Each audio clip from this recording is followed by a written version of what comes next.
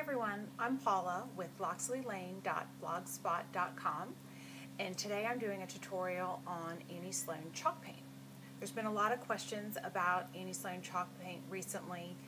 There's a lot of buzz out there in the painting world about it, and I want to show you how truly easy it is to paint with this. This is the Annie Sloan chalk paint. It comes in small quarts. And it is a little pricey. It's about $36 a quart, which is a lot more than latex paint, but a little goes a very, very long way. You can paint multiple pieces with just a quart, and it's super, super easy to paint with.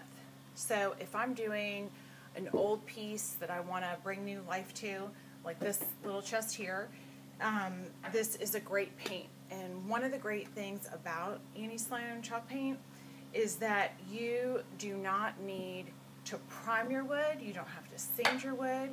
The only thing that I would recommend that you do is just take a clean cloth and wipe down your piece, get all the cobwebs off. Maybe there's spider webs underneath of the bottom. I've found a few of those. But you really don't need anything. So you're saving money without having primer and sanders and lacquers and all that kind of good stuff. So it's also a great paint to distress with. It gives it that old kind of vintage look, shabby chic, whatever you want to call it. It's just a great paint, super easy to use, and I just want to show you how simple it really is. If you're just using Annie Sloan paint to do one or two pieces, you really don't need an expensive brush. You can just buy a simple nylon brush like this one I got at Lowe's. It works great too. Or you can buy the Annie Sloan paintbrush, which, as you can see, I want you to see it's very thick. It's great for old pieces that have a lot of detailing in it that you want to get into cracks and crevices. But if you just are doing a simple piece here or there, really any paintbrush that you have will do. So I've wiped down this old piece, and I'm using Paris Gray, which is a really pretty gray. It goes in any house, in any color scheme. It's a neutral, but I really like it, and I use it on a lot of pieces. So shaking up the paint, or sometimes what I like to do is just lean it upside down for 20 to 30 minutes before I'm going to use it, and shake it up good.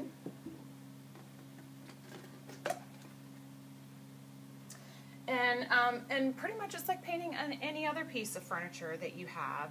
You know, you're dipping your brush in it, and you're painting along with the grain, and just covering your piece.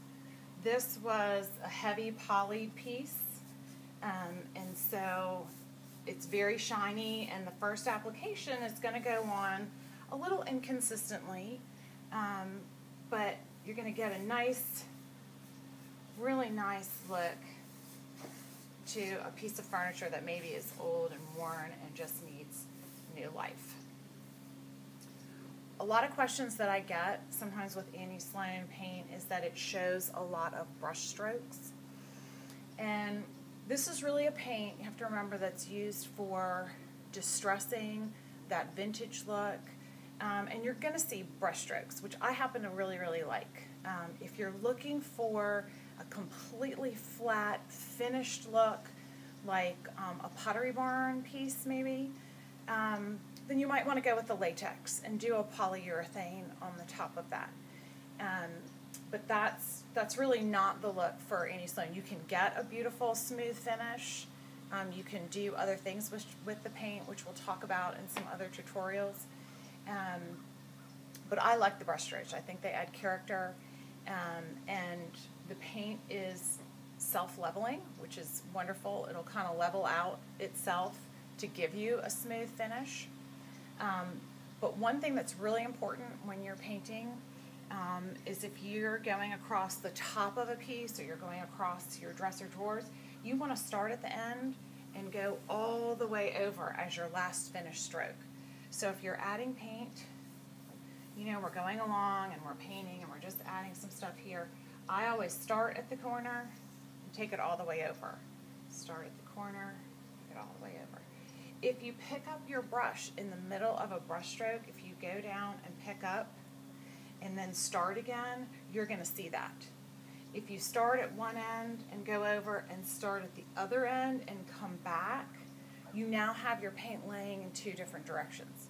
So always start in the corner, go to the end, finish off,